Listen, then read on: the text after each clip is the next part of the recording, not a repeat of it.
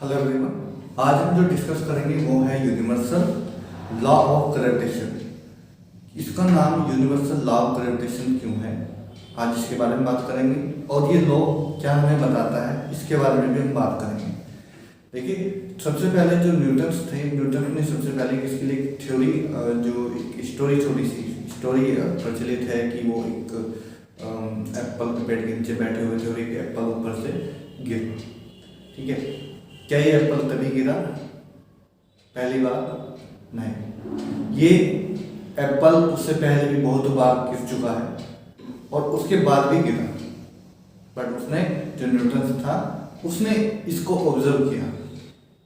उसको लगा कि जो एप्पल ऊपर से नीचे आया है तो इसके पीछे लॉजिक क्या है, वजह क्या है, रूल क्या है, क्यों आया है नीचे। तो उसने उसको एक रूल उसके ऊपर उसने रिसर्च किया। उसने बार बार देखा कि दुनिया में जितनी भी बॉडी, उसने बहुत सारे एक्सपेरिमेंट उस समय किए कि जैसे एक पत्थर या कोई साथ में कुछ भी पड़ा हो तो उसको ऊपर बार बार उछाल के देखा। तो उसने देखा कि जितने भी मैं चीज़ें ऊपर फेंक रहा हूँ वो सब की सब चीज़ें नीचे अर्थ सरफेस पर आ रही हैं। तो उसने उसको समझ आ गया कि जितनी भी दुनिया में चीज़ें हैं, अगर हम कुछ को ऊपर की ओर फेंकते हैं वो सब के सब नीचे आती हैं, पर इसके पीछे कौन है कि जो इसको अट्रैक्ट कर रहा है? तो वो था ग्रेविटेशन, ठीक है। तो ग्रेविटेशन की वजह से वो जितने भी ऑब्जेक्ट ऊपर जा रहे थे वो सब एक दूसरे से अट्रैक्ट हो रहे थे। तो चलिए हम बात करते हैं यूनिवर्सल लॉ ऑफ ग्रेविटेशन। अब जो सेकंड चीजें आती हैं कि जो इसको नाम रखते हैं कि यूनिवर्सल लॉ ऑफ ग्रेविटेशन। जिसको यूनिवर्सल लॉ ऑफ ग्रेविटेशन क्यों कह रहे हैं? क्योंकि ये यूनिवर्स में किन्हीं दो ऑब्जेक्ट के बीच में एप्लीकेबल है, ठीक है। अगर ये किन्हीं दो ऑब्जेक्ट के लिए एप्लीकेबल है, किन्हीं in this universe, complete universe में किन्हीं भी, इसके लिए कोई कंडीशंस नहीं है कि आप उसको ये इसके magnetic field, sorry gravitation field के बाहर है कि अंदर है, कैसे, इससे कोई लेना देना नहीं है। बस वो दो ऑब्जेक्ट होने चाहिए और उनके बीच में एक ये ग्रेविटेशन फोर्स लगेगा। ये ऑलवेज अट्रैक्शन ही रहता है, इसमें अट्रैक्शन फोर्स रहता है, ठीक है। रिपल्सन नहीं करते हैं, अट्रैक्शन रहता है। तो इसलिए इसको, क्योंकि यूनिवर्स में किन्हीं भी दो ऑब्जेक्ट के लिए एप्लीकेबल है, इसलिए इसका नाम रख देगा यूनिवर्सल लॉ ऑफ ग्रेविटेशन। अब इसकी बात करते हैं कि यूनिवर्सल लॉ ऑफ ग्रेविटेशन क्या है। देखिए, according to this law, each particle attract every other particles. जितने भी दुनिया में पार्टिकल्स हैं वो एक दूसरे को अट्रैक्ट करेंगे, ठीक है, इन दिस यूनिवर्स में। तो लॉ हमारे यहाँ शुरू होता है, the force of attraction between two particles is directly proportional to the product of masses, their masses, ठीक है। जो उनके मास होते हैं उनकी प्रोडक्ट की क्या होती है, डायरेक्टली प्रोपोर्शनल होती है। उसके बाद में and inversely proportional to the क्या, proportional to the square of the distance between them. और उनकी जो डिस्टेंस होती है उसके स्क्वायर के इनवर्सली प्रोपोर्शनल होती है। तो इन जो लॉ उसने दिया है उसको हम यहाँ पे देखने वाले भी, इसको मैथमेटिकली देखेंगे। तो F के लिए बोला कि जो फोर्स होता है, फोर्स ऑफ अट्रैक्शन जो है वो क्या है, directly proportional to the product of masses. मैं यहाँ पे छोटा डायग्राम बना लेता हूँ। ये हमारे पास दो पार्टिकल्स हैं जिसका मास m1 है एक का और एक m2 है, और जो सेपरेटेड हैं r डिस्टेंस से, ठीक है, r डिस्टेंस से सेपरेटेड है। अब इन दोनों के बीच में क्या लगा, एक अट्रैक्शन फोर्स लगा, Newton's law of gravitation. F directly proportional to the product of masses. तो ये हो गया हमारा पहला एक पार्ट, इसको equation number 1। Second part, F inversely proportional to the square of the distance between them. तो इनके बीच की जो डिस्टेंस है उसकी क्या है, इनवर्सली प्रोपोर्शनल और स्क्वायर। ये हमने कर लिया, इस इक्वेशन नंबर 2। ओके, तो from the equation number 1 and 2,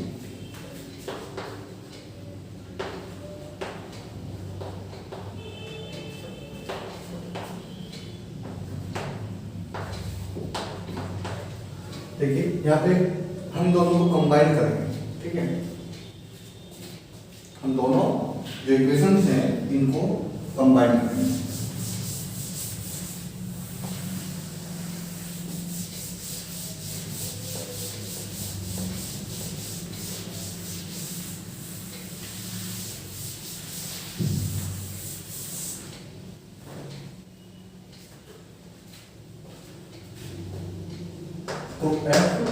directly m1 m2 by r square. ठीक है, ये हमने इसको कंबाइन कर लिया। आप जानते हैं ना कि अगर प्रोपोर्शनल का हम साइन को हटाएंगे उसकी जगह हमें कोई कांस्टेंट इसमें पुट करना होता है, तो इसमें हम कोई कांस्टेंट पुट करेंगे, वो है capital G m1 m2 by r square. तो यहाँ पे जो G है ये ग्रेविटेशनल कांस्टेंट है। ठीक है, ग्रेविटेशनल कांस्टेंट या यूनिवर्सल ग्रेविटेशनल कांस्टेंट भी इसको कहते हैं। ठीक है, तो G हमारा क्या है, कांस्टेंट है। तो ये हमारा फॉर्मूला है जो कि न्यूटन ने दिया था, F equal to G m1 m2 and upon r square. ठीक है, तो ये फॉर्मूला है। अब इसमें कुछ चीजें, अब इसको हम कुछ कंडीशंस इसमें अप्लाई करेंगे, जैसे कि जैसे इसकी G की जो वैल्यू होती है उसको हमें याद रखना है। इसकी वैल्यू होती है, कांस्टेंट वैल्यू होती है 6.67 10⁻⁻11। ठीक है, और इसकी यूनिट भी बनाते हैं न्यूटन मीटर स्क्वायर अपॉन में केजी स्क्वायर। ठीक है, ये यूनिट हमने लिखी। अब F की यूनिट आप समझते हैं न्यूटन है, पर G की यूनिट हम कैसे निकालेंगे? यूनिट हमने यहाँ पे लिख दी वैसे तो G की वैल्यू निकालते हैं F r का स्क्वायर अपॉन में m1 m2। ठीक, तो यहाँ पे G F क्या है, F के लिए हमने न्यूटन लगाया और r स्क्वायर के लिए मीटर स्क्वायर लगाया, मास केजी केजी, तो 2 केजी, यहाँ पे केजी स्क्वायर हो गया। तो जो G की यूनिट बनी हमारी n newton metre square upon में केजी, यहाँ पे ऐसा यूनिट ऑफ G। ठीक है, तो यहाँ पे इसको हम इस तरीके से लिख सकते हैं, और करके हम लिख लेंगे n newton metre square minus यहाँ पे केजी इनवर्स 2, केजी की पावर कितनी है -2 में। ठीक है, इस तरीके से हम इसको लिख सकते हैं। इसमें 2-4 और भी लिखेंगे कुछ चीजें इसमें जो काफी इंपोर्टेंट है।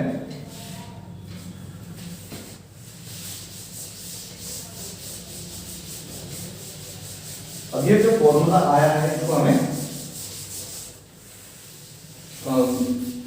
क्या रखना है। ठीक है, क्योंकि इसका यूज अब पूरे इस चैप्टर में होने वाला है। ठीक है,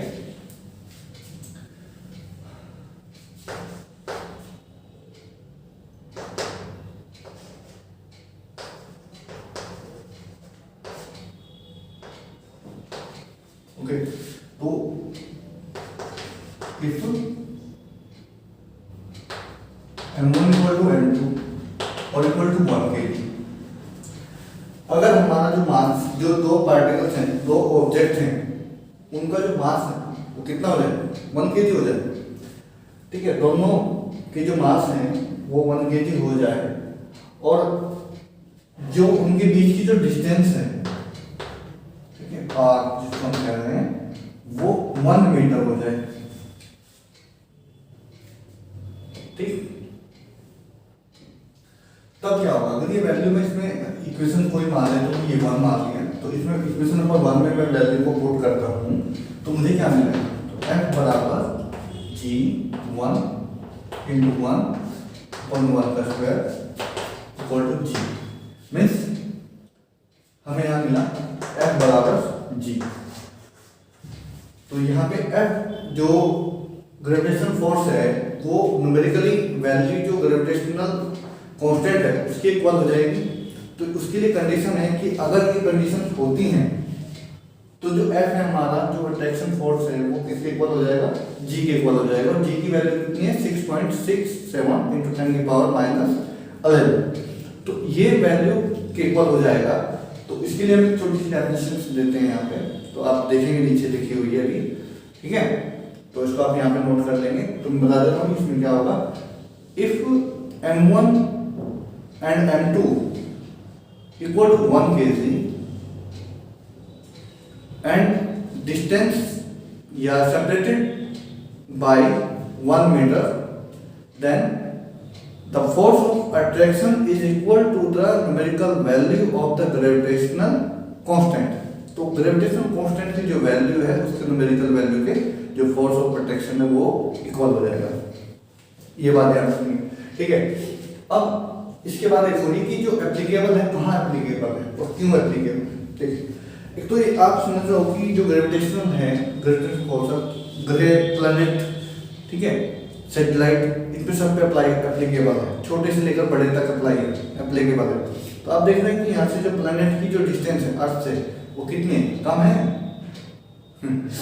कम है नहीं, वो जो डिस्टेंस है वो काफी ज्यादा है। तो इसका मतलब क्या हुआ, इसकी रेंज कम है, तो इसके हिसाब से इसकी रेंज कम है नहीं, ये लॉन्ग रेंज फोर्स है, ठीक है। Gravitational force is the long range force, okay. तो ग्रेविटेशनल फोर्स कैसा है, लॉन्ग रेंज फोर्स है। अब द सेकंड कंडीशन में जो ध्यान रखने की है, ये चाहे वो प्लैनेट कितना भी बड़ा हो, हम उसकी सरफेस से उसको मेजर नहीं करेंगे डिस्टेंस को, ठीक है। उनके बीच की जो डिस्टेंस है वो हम सरफेस से मेजर नहीं करेंगे, फिर किससे करेंगे, उनके सेंटर से सेंटर पे। तो ये कैसा हुआ, सेंटर्ड फोर्स हुआ, ठीक है। ये कैसा फोर्स हुआ, एक नाम और आगे इसका सेंटर्ड फोर्स, क्योंकि सेंटर सेंटर पे अप्लाई होता है, ठीक है। सेंटर से दूसरे प्लैनेट की या दूसरे ऑब्जेक्ट के जो सेंटर है वहां तक हम जो डिस्टेंस होगी उसको मेजर कर लेंगे, तो वहां एप्लीकेबल है, मैग्नेट की सरफेस पे, ठीक है। तो मुझे लगता है कि आज हमने जो भी डिस्कस किया, जो भी बातचीत की है, तो आप लोगों को पसंद आई होंगी और आप इसको वॉच करते रहें, ओके। और नेक्स्ट वीडियो के लिए मतलब तैयार रहें, क्योंकि इसमें नेक्स्ट वीडियो जल्दी आने वाली है, okay. Thank you for watching, bye bye.